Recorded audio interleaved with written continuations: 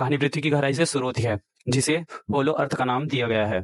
यह दिखाया गया है कि होलो अर्थ में कोंग के पीछे कई टाइटन्स थे। कोंग भागकर एक खाई के पास रुका। जैसे ही ये खतरनाक टाइटन्स कोंग को मारने की आगे बढ़ते हैं, कोंग ने यहाँ एक पत्थर फेंककर छुपी हुई खाई का रास्ता खोल दिया। कोंग द्वारा बनाए गए इस जाल में कई टाइटन्स फंस गए, जिसमें एक कोंग ने को पकड़कर एक टुकड़े टुकड़े काट डाले। यह देखकर सभी टाइटन उसके डर से भाग गए, जिसके बाद कोंग होलो अर्थ में अकेला रह गया। खैर, अब दूसरी तरफ हमारी मुलाकात पृथ्वी की सतह पर डॉक्टर लिन से होती है, जो दुनिया में टाइटन्स के कारण आने वाली खतरों के उनके द्वारा भेजे गए संकेत को जांच करती है। गाडजिला जो स्वयं एक राक्षस है, मनुष्य को इन खतरों का टाइटन से भी बचाता है और आजकल वह समुद्र की गहराइयों में रहता है। एक दिन रोम में जब एक खतरनाक टाइटन्स ने हमला किया, तो गाडजिला को उसे मारने के लिए अपने पानी से बाहर आ गया। गाडजिला ने उसे टाइटन से युद्ध किया और उसे हराकर अंत में गाडजिला ने उसे अपनी परमाणु सांस से मार डाला, जिसके बाद वह वापस पानी में चला गया। इधर डॉक्टर लीना के कार्यकाल में हमें बताया गया कि इन्हें होलो अर्थ में कुछ अजीब से संकेत मिल रहे हैं। इन संकेतों को देखकर डॉक्टर लीन भी बहुत परेशान थी। जब हम इनकी गोद में ली हुई बेटी जिया को स्कूल में देख रहे थे, तो जिया क्लास में बैठे बैठे मतिभ्रम कर रही थी, जिसके मन में अजीब गजीब विचार आ रहे थे, जिसके कारण उसे मेज पर बहुत सारे चित्र बनाए। यह देखकर उसके सहपाठी के साथ उसकी टीचर भी डर जाती है कि पता नहीं उसे क्या हो गया है। डॉक्टर लीन ने को जिया के लिए स्कूल बुलाया। यहाँ जिया उसे कहती है कि मुझे नहीं पता, मुझे ऐसे अजीब मतिभ्रम क्यों हो रही है। जैसे ही मैं अपनी आंखें बंद करती हूँ, मुझे अजीब अजीब चीजें नजर आने लगती है। यह पाया गया कि जिया ईवी जनजाति की आखिरकार सदस्य थी, जो कोंग से बात कर सकती थी। रात में जिया को फिर से प्रतिभ्रम होता है। वह इन सभी चीजों से डरती है और डॉक्टर लीना से कहती है कि मुझे लगता है कि कोंग होलो अर्थ में किसी परेशानी में है, मुझे उससे मिलना चाहिए। डॉक्टर लीना अजीब जवाब में कहती है कि अच्छा ठीक है, हम इस बारे में कुछ करेंगे, आप सभी सो जाइए। जब वह जिया के प्रतिभ्रम के बाद अपने चित्र देखती है, तो उन्हें दिखाई देती है कि उसे याद आता है कि दोपहर में होलो अर्थ में जो सिग्नल भी मिले थे, जो भी जिया द्वारा बनाए गए चित्र की तरह ही थे। इसके लिए वह तुरंत एक विशेष के पास जाती है। वह उसे बता सकती है कि सिग्नल टाइन या कोंग द्वारा भेजे गए हैं। इन सिग्नलों को करीब से देखकर ये शख्स कहता है कि इस बार ये सिग्नल ना तो टाइटन ने भेजे हैं और ना ही कोंग ने, बल्कि ये सिग्नल इंसानों ने भेजे हैं। इन इंसानों ने होलो अर्थ में जो सिग्नल भेजे हैं वो थोड़े अजीब थे। इस समय डॉक्टर लिन को एक संदेश मिलता है, जो कि गाडजिला पानी में जाग गया था। उसे देखकर इसे एहसास होता है कि धरती को जरूर कोई खतरा है। इसकी भविष्यवाणी गाडजिला ने पहले ही कर दी थी। पानी से बाहर निकलने के बाद गाडजिला ने ये रुसमल को अपना ठिकाना बना लिया। यहाँ हमें दिखाया जाता है कि खोखली पृथ्वी से कोंग भी पृथ्वी की सतह पर आ गया। डाइलिन और जिया इसे बाहर आते हुए देख रहे थे। कोंग ने उन्हें समझाया कि अब वह अपने दो दांतों को दर्द के कारण चिंतित है। उसके दर्द के दांत का इलाज करने के लिए डॉक्टर लिन अपने टीम के सदस्य को बुलाती है, जो प्लेन के साथ लटक कर कोंग के दांतों में रस्सी बांधती है और प्लेन में जाकर रस्सी को से कोंग के दांत खींचती है। कुछ समय बाद उन्हें कोंग को नकली दांत लगा दिया था। कार्यालय में वापस जाकर सिग्नल विशेषज्ञ डॉक्टर लिन को बताता है कि ये सभी सिग्नल मनुष्य द्वारा भेजे गए हैं। वे हमें होलो अर्थ में आने वाली खतराओं के बारे में सूचित कर रहे हैं। इस सबका सामना करने के लिए डॉक्टर लीना ने पृथ्वी के केंद्र में जाने का फैसला किया। वह अपनी टीम बनाती है, जिससे वह खुद, उनकी बेटी, सिग्नल रेडी व्यक्ति और 2 और लोग पृथ्वी के कोर में जाने के वाले थे। बाद में दिखाया गया कि वे कोंग के साथ होलो अर्थ के अंदर जा रहे थे। इतना खतरनाक यात्रा को तय करते करते उनकी हालत खराब हो जाती है। अंत में खोखली पृथ्वी पर पहुंच गए। यह एक खूबसूरत जगह थी। कोंग अपनी गुफा में गया, जबकि वे अपने द्वारा बनाए गए गड्ढे पर गए। पृथ्वी की सतह पर डॉक्टर लिन के बेस पर गाडजिला को गतिविधि का पता चला जा रहा था। यहाँ पता लगाने के लिए वास्तव में खतरा कहाँ है। यह दिखाया गया कि गाडजिला खुद को आगामी युद्ध के लिए तैयार कर रहा था, अपनी परमाणु सांस को मजबूत बना रहा था। यहाँ मोनोकर्स बेस के डॉक्टर एलेजी के लोग ने उन पर ढेर सारे परमाणु बमों से हमला कर दिया, जिससे उसकी परमाणु सांस की शक्ति और भी बढ़ गई। होलो अर्थ में डॉक्टर एलिन देखते हैं कि उन्हें यह जो सम्राट उधार बनाया था टाइटन्स ने, उसे नष्ट कर दिया है। खोखली पृथ्वी में कोंग को एक ऊर्जा यानी एक टाइटन्स की उपस्थिति भी महसूस होती है, जिससे लड़ने के लिए वह अपनी कुल्हाड़ी से लड़ने को तैयार था। ऊर्जा का पीछा करते हुए वह आगे बढ़ रहा था। एक खाई को पार करते समय वह होलो अर्थ में एक नई जगह की खोज करता है। उसे एक विशाल प्रतिबंध दिखाई देता है। जैसे वह प्रतिबंध करीब आता है, वह देखता है कि यहाँ एक छोटा गोरिल्ला है। जब कोंग उसे दोस्ती के लिए हाथ मिलाने की पेशाब करता है, तो ये गोरिल्ला उसके हाथ को काट देता है, वहां से भाग जाता है। कोंग उसके पीछे करता है, तो ऐसे ही बहुत सारे गोरिल्ला वहां आ जाते हैं। कोंग किसने पकड़ा था? कोंग पहली बार अपने जैसे इन विशालकाय गोरिल्लाओं को देख रहा था। एक ही झटके में वह खुद को उनसे मुक्त कर लेता है। जैसे भी सुको नाम का एक छोटा सा गोरिल्ला उसके पास आता है, वह उसे चमगादड़ की तरह इस्तेमाल करते हुए अपने साथी सभी गोरिल्लाओं को मार देता है और उसे बाहर कर देता है। वह सुको से उसे अपनी काबिल में जाने के लिए कह रहा था। सुको कोंग की बात सुनते हैं और वे आगे बढ़ते हैं। दूसरी ओर हम होलो अर्थ में डॉक्टर लिन साथियों को देखते हैं जो संकेत को पता लगाने का कोशिश कर रहे थे। टीम के एक सदस्य ने उन्हें बताया कि यह जगह काफी खतरनाक है, यह बहुत सारे टाइटन्स होते हैं, यदि वे सुरक्षित रहना चाहते हैं तो उन्हें इसके पीछे चलना होगा। जिससे पहले कि वह अपनी बातचीत पूरी कर पाता, एक झटके में एक पेड़ जैसा ही दिखने वाला टाइटन उसे पीछे से खा जाता है। वे आगे बढ़ते हैं और जियो को एक भगवान का निशान दिखाई देता है। अचानक एक तितली आती है और एक पत्थर पर बैठ जाती है। जैसे ही जियो इस पत्थर को छूती है, एक छोटी सी सुरंग में पानी बहने लगता है। इस पानी का पीछा करते हुए वे ऐसी जगह पहुंचते हैं जहां अदृश्य सुरक्षा कवच लगाया गया था। जैसे ही डॉक्टर लीना इस सुरक्षा कवच को खोलती है, उन्हें सामने एक नई दुनिया दिखाई देती है। दूसरी तरफ एक कोंग और सब सुको को देखते हैं। सुको कांग को अपने जनजाति में नहीं ले जाना चाहता था। चलबाजी करके वह यह कोंग एक नाले के पास रोकता है।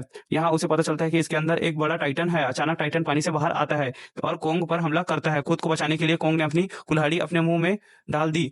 ये टाइटन्स कोंग को पानी में डुबाने की वाला था। ये सब देखकर सुको वहां से भाग जाता है। भागते समय उसके पास कुछ गिर जाता है। ये कुछ और नहीं बल्कि उस टाइटन का सिर था जिसके कोंग ने मार डाला था। यह देखकर सुको को एहसास हुआ कि यह कोई साधारण गोरिल्ला नहीं है। दोनों काबिले में जाने के लिए आगे बढ़ते हैं। उसमें दिखाया गया कि रास्ते में ये दोनों मरे हुए टाइटन्स का मांस खाते हैं। दृश्य बदल जाता है और हमें पृथ्वी की सतह पर दृश्य दिखाया जाता है। गाडजिला कहाँ है? हाँ, तो हमें पहले से ही जानते थे। गाडजिला समुद्र में रहता है। उसे समुद्र रहने वाले एक टाइटन्स के बारे में पता चला जिसे मारने के लिए वह उसकी जगह पर पहुंच जाता है। वह अपनी जगह को नुकसान पहुंचाने लगता है। गुस्से में गुलाबी रंग का टाइटन भी निकल जाता है। फूल की तरह खिला हुआ उसका चेहरा गाडजिला पर इसी से हमला करने लगता है। लेकिन गाडजिला ने अपने पहले ही इस पर कब्जा कर लिया था। गाडजिला अपनी परमाणु सांस का उपयोग करके उसे इस टाइटन को समाप्त कर देता है। होलो अर्थ में जहां डॉक्टर लीना एक नया क्षेत्र मिलता है, जैसे ही वह उस क्षेत्र में प्रवेश करते हैं, बहुत सारे इंसान उन पर हमला कर देते हैं। ये ईवी जनजाति के लोग थे जो कोंग से संवाद कर सकते हैं, इससे बात कर सकते हैं। इन लोगों ने डॉक्टर लीना को संकेत भेजे थे। सबसे पहले कि ये मिलकर इंसानों को मार पाते, वहां खड़ी एक लड़की जिया को पहचान लेती है। वह इसी जनजाति को ही इसकी पुष्टि के लिए जिया को उनके कबीले में मुखिया के पास ले जाया जाता है। वहां वह जिया का हाथ पकड़कर उसके दिमाग को पढ़ती है और उसे पता चलता है कि वह उनकी जनजाति का हिस्सा है, जिसके चलते इलिन के बाकी साथियों को उनकी जनजाति में प्रवेश ले लिया जाता है। अब डॉक्टर लीना इन लोगों से उस खतरे के बारे में पूछते हैं जिसके संकेत वे पृथ्वी पर भेजते हैं। जिन्हें बताया गया कि कोंग जैसे कई अन्य गोरिल्ला होलो अर्थ में रहते हैं और एक अलग प्रकार के बंदर उन पर शासन करते हैं। खुली पृथ्वी के साथ साथ यह बंदर पृथ्वी की सतह पर शासन करना चाहता है। जब यह इस देश को होलो अर्थ पर गया तो गाडजिला ने उसे हरा दिया और होलो अर्थ में कैद कर दिया। अब वह फिर से धरती के लिए खतरा है। यह दिखाया गया कि सुको कोंग के साथ अपने जनजाति में आता है। सभी गोरिल्ला काम कर रहे थे। वह देखते हैं कि एक बूढ़ा गोरिल्ला काम नहीं कर पाता तो उसे पीटा जाता है। यह देखकर कोंग क्रोधित हो जाता है और वह गोरिल्ला से लड़ने के लिए लगता है जिससे बूढ़े गोरिल्ला का अपमान किया था। एक मात्र मुक्के से उसे गिराकर कोंग ने उन्हें साबित कर दिया कि उसने अधिक शक्तिशाली है। यह सब देखकर इन गोरिल्लाओं का राजा कोंग आ जाता है। ये वही बंदर या गोरिल्ला है जिसके बारे में ईवी जनजाति ने आखिरकार सीन में डा इलिन को बताया था। गोरिल्ला का राजा कोंग के सामने आता है और उसके धातु के दांत को देखकर हंसने लगता है। जब सुआ इसे हंसता हुआ देखकर इंसान हंसता है तो किंग उसे हंसता हुआ देखकर बहुत गुस्सा हो जाता है। वह अपने पिता को आग में झोंककर जला देता है। यह देखकर सुको दुखी हो जाता है। राजा को बिना किसी कारण गोरिल्ला की जान ले देखे कोंग को उस पर बहुत गुस्सा आता है। जब वह गुस्से में कुछ कहता है तो राजा अपनी अजीब हड्डियों की बेल्ट से कोंग पर हमला करता है। जहां इसके फ्रंट पर एक क्रिस्टल लगा हुआ था जिससे वह इस बेल्ट के पूरे हमले से बच गया। क्रिस्टल के रखे सिरे से उसका हाथ घायल हो जाता है। जिससे पहले कि वह राजा और दोबारा हमला कर पाता, चतुराई दिखाते हुए कोंग की गर्दन को अपनी बेल्ट से बांध देता है। इससे पहले कि कोंग मर जाए वह अपनी शक्ति का उपयोग करता है और राजा को नीचे फेंक देता है। खुद को मरता देख राजा अपनी प्रजा को जलते हुए लावा को बंद करने का आदेश देता है। बाद में एक टाइटन्स यहाँ लाया गया। वह एक टाइटन्स था जो राजा की बेल्ट के सामने रखा क्रिस्टल इसी बर्फ के टाइटन से बना था। इसी क्रिस्टल की मदद से राजा इस टाइटन को अपने नियंत्रित कर सकता था, उसे कुछ भी करने के लिए कहता था। अब वह टाइटन्स को कोंग पर हमला करने के लिए कहता है। अब टाइटन्स अपनी सांस को कोंग पर हमला करता है तो कोंग उसे रोकने के लिए अपनी कुल्हाड़ियां उसके सामने रख देता है। कुल्हाड़ी के साथ ही कोंग पूरा हाथ जम गया था। इस समय कोंग को बचाने के लिए सुको ने उसे भागने का रास्ता दिखाता है। इसके प्रयोग से वह तुरंत वहां से भाग जाता है। उसे पकड़ने के लिए कई अन्य गोरिल्ला उसके पीछे दौड़ते हैं। दौड़ते दौड़ते कोंग अपनी खास जगह पर आ जाता है जहां वह जाल बिछाता है जिसमें कोई गोरिल्ला फंस जाते हैं और कोई दूसरे उसकी जाल समझ जाते हैं। वे चतुराई से जाल पर पार करते हैं, आगे बढ़ रहे थे। अचानक इन सभी गोरिल्लाओं पर पत्थर गिर जाते हैं जिन्हें इस बार सुको ने गिराया था, जिससे कोंग से दोस्ती कर ली थी। इस सारी लड़ाई में कोंग भी कमजोर हो जाता है। सुको उसे सहारा देते हुए आगे ले जाता है। दृश्य कट जाता है और हमें गाडजिला दिखाया जाता है जिसने गुलाबी टाइटन्स को मारने के बाद उसकी सारी ऊर्जा अवशोषित कर ली थी। होलो अर्थ में डॉक्टर इलिन अपने बेटी जिया को अपने कबीले के साथ खुश दिखती है। अब यह उसने अपनी बेटी को छोड़कर अकेले रहने का फैसला किया था। अचानक वे एक मशीन चालू करने लगते हैं। जैसे ही यह मशीन चालू होती है तो सुरक्षा कवच खुल जाता है।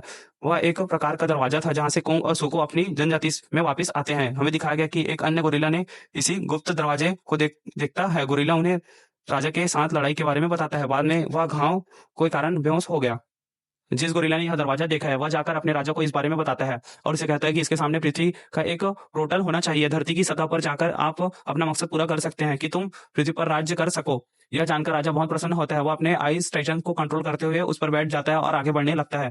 गाडजिला भी उसके बुरे इरादों पर निर्भर है क्योंकि गाडजिला ने उसे और उसके आइस टाइटन को होलो अर्थ में कैद कर लिया था। अब गाडजिला को उनकी आजादी के बारे में पता चल जाता है। गाडजिला जानता है कि उसका उनके साथ युद्ध अवश्य होगा तो वह खुद को तैयार करता है। होलो अर्थ में डॉक्टर लीना की टीम कोंग की जांच करती है। उन्हें पता चलता है कि उसका हाथ क्षतिग्रस्त हो गया था। इसके इलाज करने के लिए वे कोंग के लिए धरती से एक धातु का हाथ लगाते हैं। जैसे ही यह मेटल हैंड ठीक हो जाता है कोंग में कुछ एनर्जी बूस्टर भी लगा दिया जाते हैं जिसके बाद वह अपना सारा दर्द भूल जाता है। सुको देखता है कि उसका राजा अपने टाइटन्स के साथ इस जनजाति की ओर आ रहा था। वह आता है और कोंग इसके बारे में बताता है। कोंग जो सबसे पहले इस आइस टाइटन से हारा गया था वह एहसास हो गया कि वह अकेले इस आइस टाइटन से नहीं लड़ सकता। वह डान डॉक्टर लीन को टीम को यहाँ से गायब होने जाने के लिए कहता है और गाडजिला की मदद के लिए पृथ्वी की सतह पर जाने का फैसला करता है। गाडजिला उसके पृथ्वी की ओर आने की गतिविधियों को भी पहचानता है। गाडजिला कोंग को अपना दुश्मन मानता है और उसे लड़ने लगता है लेकिन कोंग उसे लड़ता नहीं। वह उसे खतरे के बारे में बताना चाहता था लेकिन गॉडजिला ने अपनी गुलाबी शक्तियों से उस पर हमला करना शुरू कर दिया था। खुद को बचाने के लिए कोंग के पास कोई अन्य विकल्प नहीं था। वह गॉडजिला से लड़ सके। इसी जनजाति में दिखाया जाता है कि जिया अपनी आत्मा को भगवान को मोथरा से जोड़ती है। ये लोग उड़कर गाडजिला को और कोंग को उनकी मदद के लिए आते हैं। इसी ईवी जनजाति के मुखिया अपनी जनजातियों के लिए सुरक्षा कवच बनाते हैं।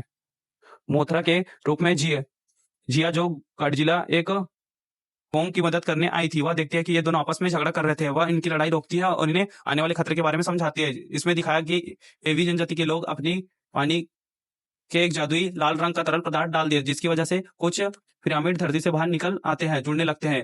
इनके आते ही पृथ्वी के सारे कंपार्ट बंद होने लगते हैं। इससे पहले कि वे सफल होते कि गोरिल्ला का राजा आता है और अपने आइस टाइटन की मदद से यहाँ के सभी पत्थरों को जमाने लगता है और पृथ्वी का द्वार बंद नहीं होने देता। गोरिल्ला का राजा पृथ्वी में प्रवेश करने से पहले ही और मोथरा यहाँ आते हैं जो उन्हें विशाल पक्षियों में बदल देते हैं। सबसे पहले कोंग का ध्यान भटकाते हैं। उसके बाद गाडजिला और कोंग दौड़ते हुए आए। कोंग राजा से लड़ते लगता है जबकि गाडजिला उससे आइस टाइटन से लड़ना शुरू कर देता है। अपने नए धातु हाथ के कारण कोंग काफी शक्तिशाली था।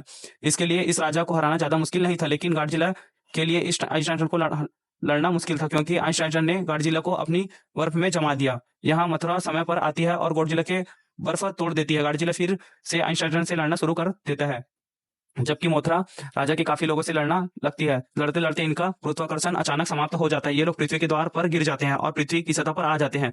इनका राजा अभी भी पृथ्वी पर कब्जा करना चाहता था। उसने सबसे पहले बर्फ की सहायता से सूर्य को जमाना चाहा, फिर समुद्र और पानी पूरी दुनिया को धीरे धीरे जमाना शुरू कर देता है। सबसे पहले की पूरी दुनिया बर्फ में तब्दील हो जाए। गाडजिला और किंग उनसे लड़ने लगे। राजा कोंग की ओर एक इमारत फेंकता है। इस कोंग ने अपने धातु वाले हाथ से आसानी से तोड़ दिया। बाद में कोंग ने उसे मुक्का मारा और उसके दांत टूट गया और वह नीचे गिर जाता है। मौका पाकर गाडजिला अपनी बेल्ट से क्रिस्टल उतार देता है। उसकी मदद से उन्होंने आइस टाइटन पर काबू पाया।